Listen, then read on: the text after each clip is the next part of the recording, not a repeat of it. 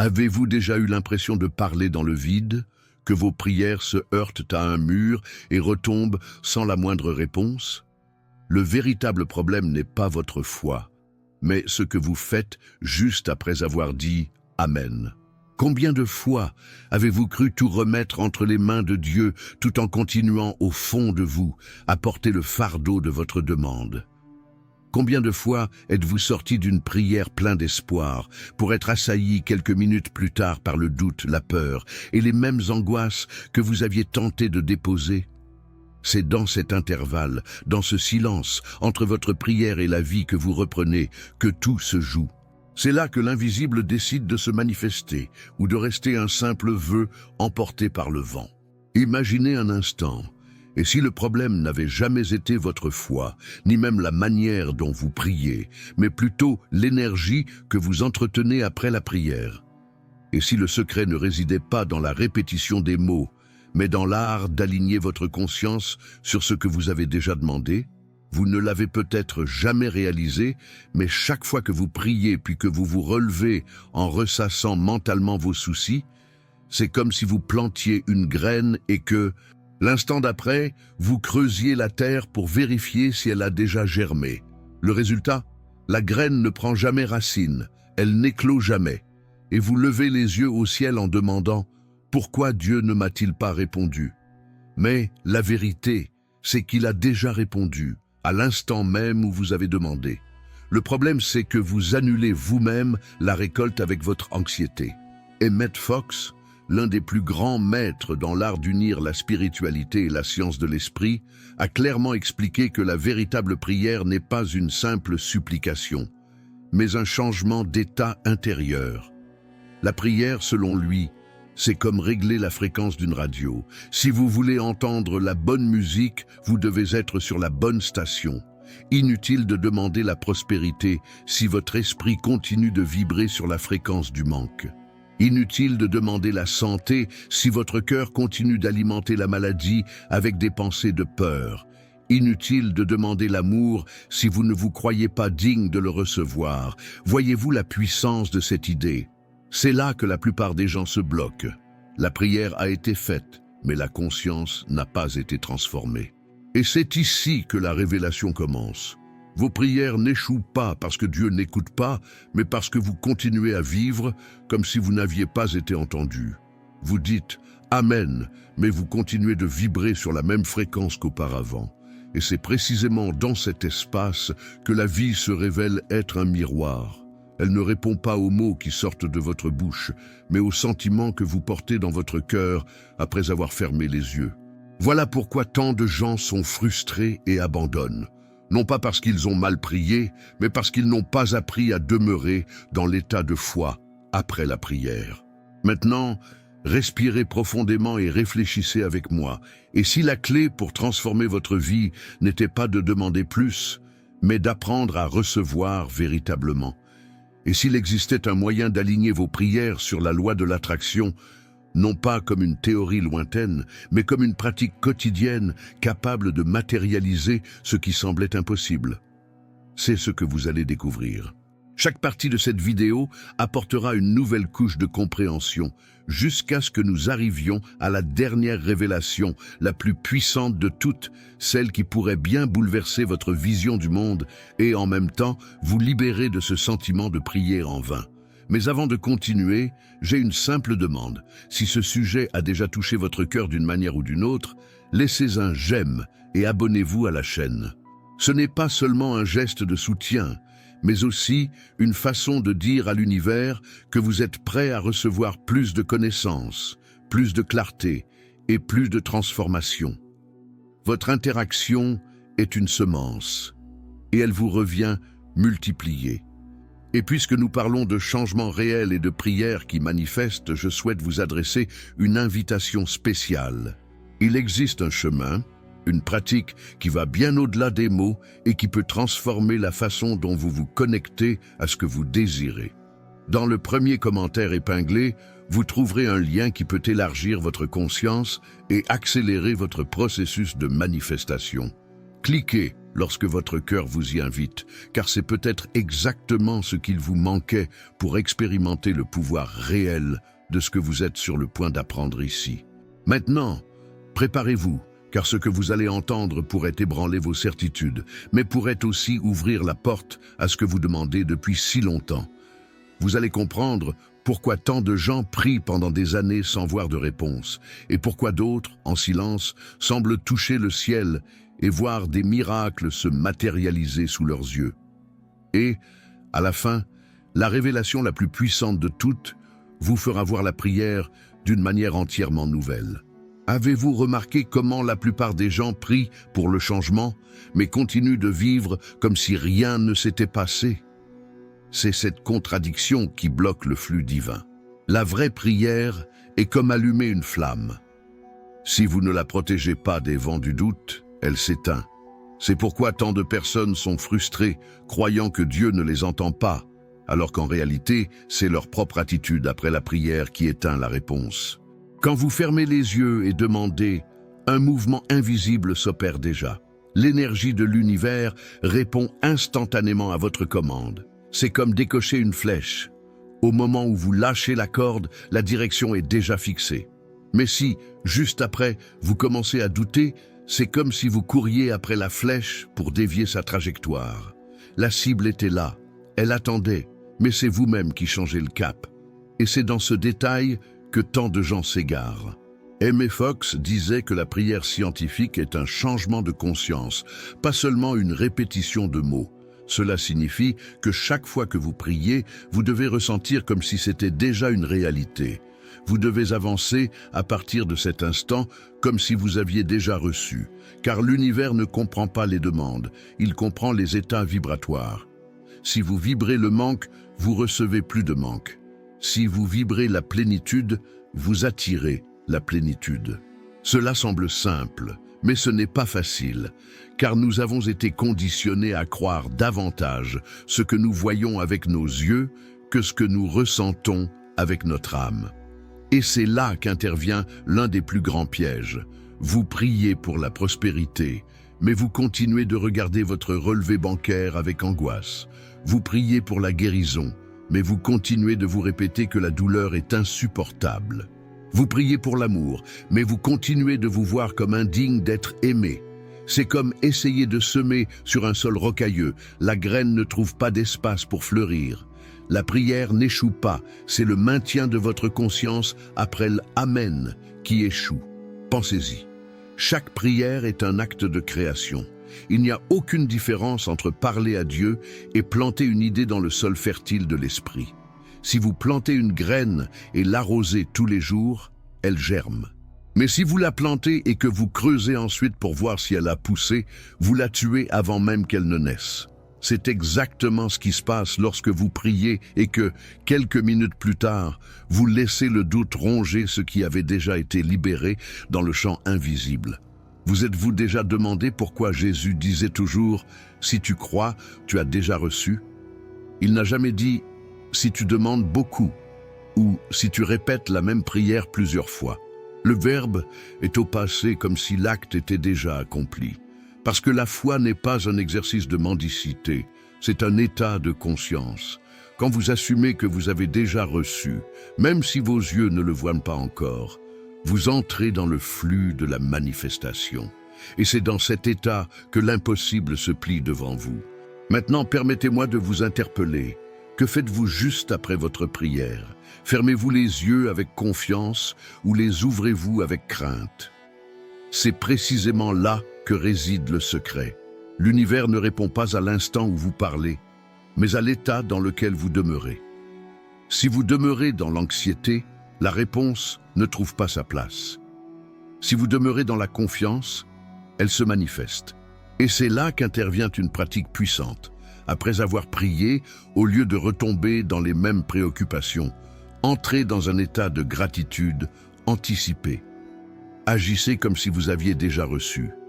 Remerciez comme si la bénédiction était déjà entre vos mains. Marchez comme celui qui possède déjà ce qu'il a demandé. Car lorsque la vibration de la gratitude emplit votre cœur, il n'y a plus de place pour le doute.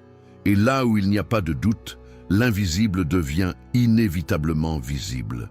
Mais je sais, vous vous demandez peut-être comment maintenir cet état alors que la réalité crie le contraire. Comment remercier pour une facture payée alors qu'elle est encore en souffrance? Comment se sentir guéri alors que le corps souffre encore? Comment ressentir l'amour alors que la solitude vous étreint? Voici l'une des plus grandes clés. Il ne s'agit pas de nier la réalité, mais de ne pas lui permettre de limiter votre foi. La réalité n'est que le reflet de vos croyances passées, pas la sentence définitive de votre avenir. Lorsque vous comprenez cela, vous découvrez que la prière est une graine qui voyage dans le temps. Vous la plantez aujourd'hui, mais le fruit apparaît demain. Et si aujourd'hui vous regardez le sol en disant « rien ne s'est passé », c'est que vous n'avez pas encore compris le processus invisible. Mais si, au contraire, vous dites « je sais que c'est déjà accompli », la réalité elle-même commence à se courber pour s'aligner sur votre état intérieur.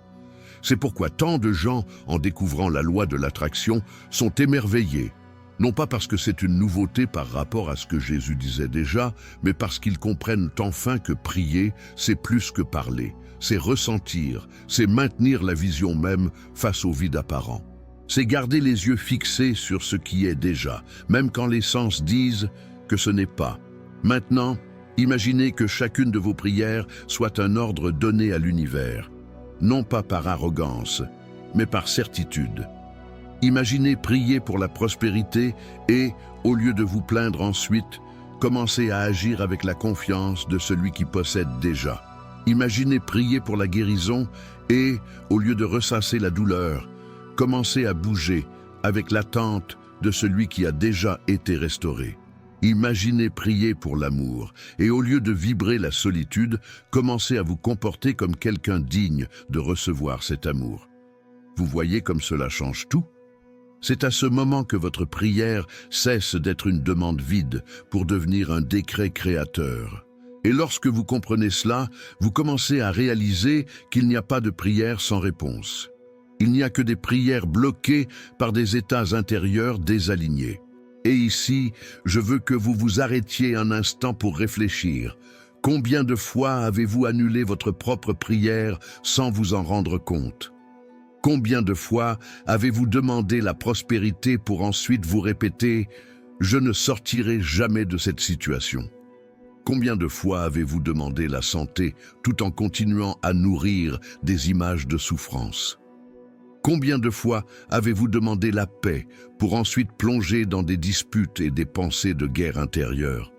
C'est dur à reconnaître, mais c'est libérateur. Car si c'est vous qui avez bloqué, c'est aussi vous qui pouvez débloquer. La bonne nouvelle, c'est qu'il existe un chemin pour cela. Il y a des pratiques qui peuvent transformer non seulement votre façon de prier, mais aussi la manière dont vous vivez chaque instant après la prière. Ces pratiques ne sont pas compliquées, mais elles exigent de la discipline. Car il ne suffit pas de demander, il faut demeurer. Il ne suffit pas de parler, il faut vibrer. Et sur ce point, je tiens à vous rappeler quelque chose de très important. Dans le premier commentaire épinglé, il y a un lien qui peut vous aider à aligner votre conscience avec ce pourquoi vous priez. Il ne s'agit pas de lire de belles paroles, mais de vivre un véritable changement intérieur. Cliquez lorsque vous sentez l'appel, car c'est peut-être exactement ce que l'univers place aujourd'hui devant vous comme réponse. Pour en revenir à notre sujet, il existe une loi invisible qui ne faillit jamais. Ce que vous maintenez à l'intérieur de vous se manifeste inévitablement à l'extérieur. Le monde extérieur n'est qu'un reflet du monde intérieur. Alors, quand vos prières semblent ne pas fonctionner, ne regardez pas le ciel comme si Dieu était silencieux. Regardez à l'intérieur de vous et demandez « Est-ce que je maintiens la vibration de ce que j'ai demandé ou est-ce que j'arrose la graine du doute ?» C'est le grand tournant. Comprendre que la prière ne s'arrête pas à « Amen ». Le « Amen » n'est pas la fin, c'est le début. C'est le point de départ d'un nouvel état de conscience. Le « Amen » ne signifie pas « c'est terminé », mais « ainsi soit-il ». Et s'il en est ainsi, vous devez vivre comme si c'était déjà le cas. Car si vous ne le vivez pas, vous niez le pouvoir même de ce que vous avez déclaré. Maintenant dites-moi, voulez-vous continuer à vivre comme quelqu'un qui demande et ne reçoit pas, ou comme quelqu'un qui demande et manifeste déjà? Ce choix ne dépend pas de plus de foi, mais de plus d'alignement. Et lorsque vous vous alignez, ce qui semblait impossible devient inévitable.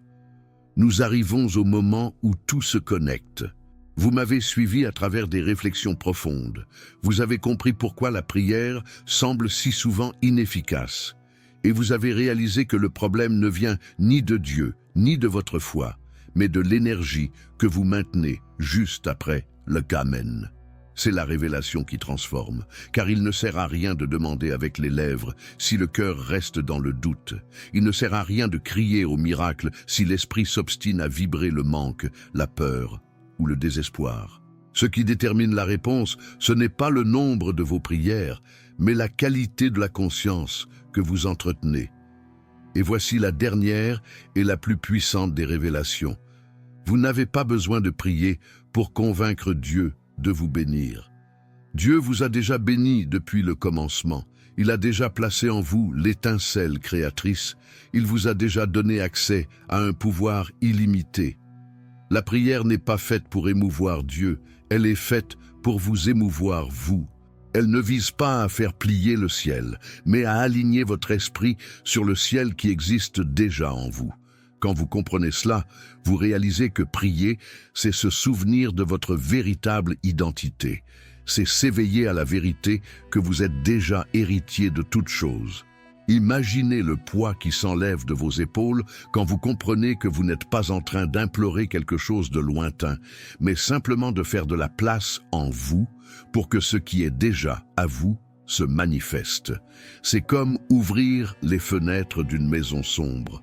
La lumière a toujours été là, dehors, mais elle n'entre que lorsque vous décidez de les ouvrir. La prière est cette ouverture. Ce qui la maintient en vie, ce n'est pas le désespoir, mais la confiance. Et ce qui la bloque, ce n'est pas le silence de Dieu, mais le bruit de votre doute. Alors, la prochaine fois que vous prierez, souvenez-vous, il ne s'agit pas de répéter des mots jusqu'à l'épuisement, mais d'entrer dans l'état de ce que vous désirez. Si vous priez pour la prospérité, sentez-vous prospère. Si vous priez pour la guérison, sentez-vous guéri. Si vous priez pour la paix, sentez-vous en paix. Et après le Amen, ne retournez pas à l'ancien état de manque, de maladie ou de conflit.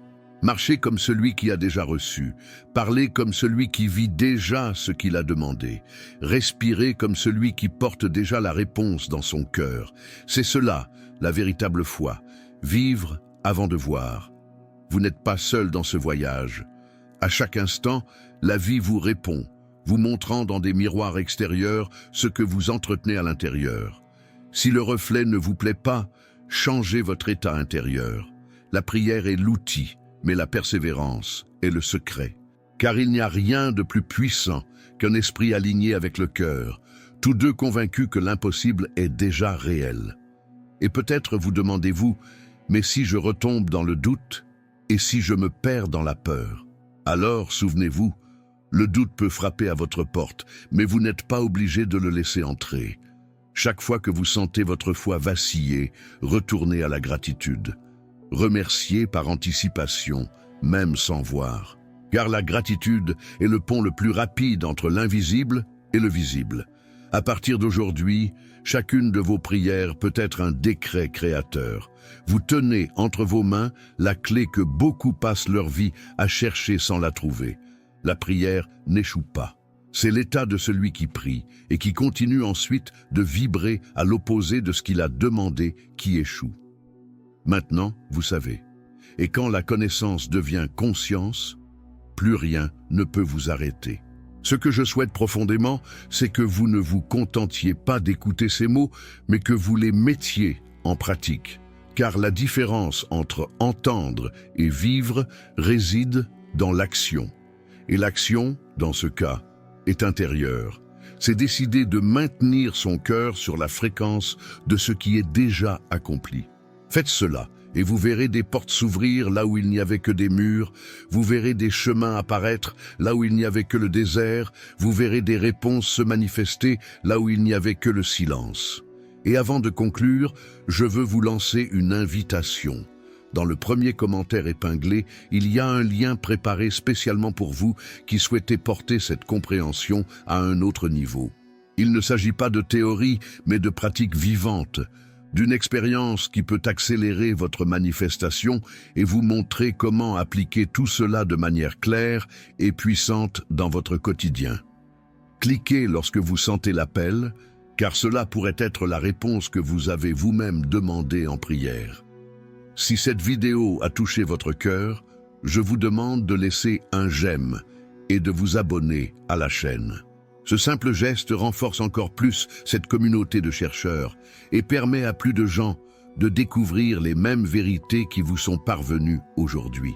Car ce qui transforme n'est pas seulement ce qui entre, mais aussi ce qui se propage. Rappelez-vous, vos prières n'échouent pas. L'univers n'a jamais été sourd. Dieu n'a jamais été distant. Tout est déjà en vous, attendant simplement que vous gardiez la foi vivante après l'Amen. À partir d'aujourd'hui, décidez de maintenir la vibration de ce que vous avez demandé. Décidez de marcher comme celui qui a déjà reçu. Décidez de vivre comme si l'impossible était déjà arrivé. Car, au fond, c'est déjà le cas. Il vous suffit d'y croire assez pour le voir. Maintenant, dites-moi, êtes-vous prêt à prier d'une manière qui ne sera plus jamais la même ?